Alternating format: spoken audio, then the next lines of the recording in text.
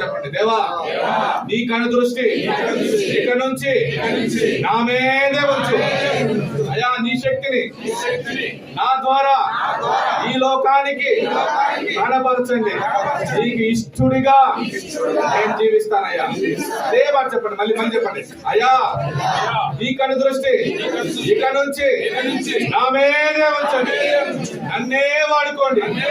నీ శక్తిని నా ద్వారా ఈ లోకానికి మీరు కనపరచండి.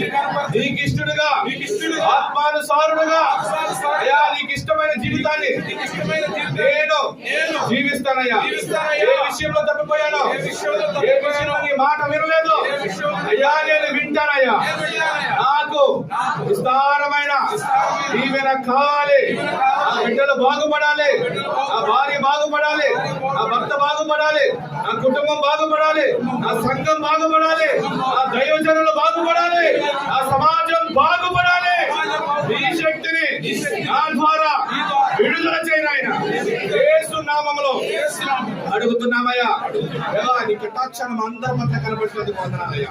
ఈ సన్నిధి బిడ్డలందరి మీద ఉంచి నాన్న ఎంతవరకు ప్రభా ఆత్మానుసారమైన మనసు, శరీరానుసారమైన మనసు గురించి మీరు మాతో మాట్లాడి ఉండగా, ప్రతి ఒక్క బిడ్డ తండ్రి వాళ్ళ తప్పులు ఒప్పుకొని ఉండగా బిడ్డలను క్షమించి నీ ఆత్మాభిషేకంతో నింపి అయ్యా నీకు ఇష్టమైన జీవితం జీవించేవారుగా ఇక నుంచి నీ కడ దృష్టి నా మీద మా మీద ఉంచి అయ్యా నన్ను మమ్మల్ని నీ శక్తిని కనపరిచి ఈ లోకానికి దీవెనకరంగా, సమాజానికి సంఘానికి దీవెనకరంగా అయ్యా మమ్మల్ని వాడుకోమని మీకే మహిమ గంట ప్రభావం ఆరోపిస్తూ వచ్చిన ప్రతి బిడ్డని నిండారుగా దీవించండి. ఏ విషయంలో కొదువుగా ఉందో కొదువు లేని మేలుతో బిడ్డలు నింపండి.